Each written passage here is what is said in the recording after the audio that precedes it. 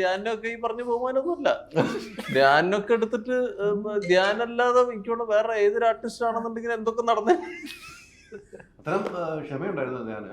അതല്ല ഇവർക്ക് ഇത്ര ക്ഷമയുണ്ടായിരുന്നു ഇവൻ വന്നതിന് ശേഷമാണ് എനിക്ക് മനസ്സിലായത്.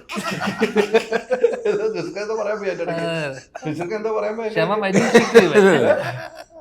അല്ല എല്ലാവർക്കും ക്ഷമയുണ്ടായി.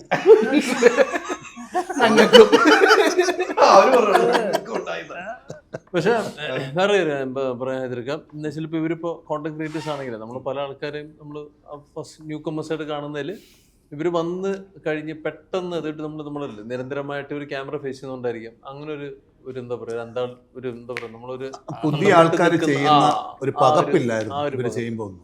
അതില്ല. ഇവരുടെ അഭിനയം കണ്ടപ്പോ ഞങ്ങൾക്ക് ആ പകപ്പായത്. വളരെ സിമ്പിൾ ആയിട്ട് കാര്യങ്ങൾ എന്തോ നീ കാണിക്കണം പുകഴ്ത്തിക്കൊണ്ട്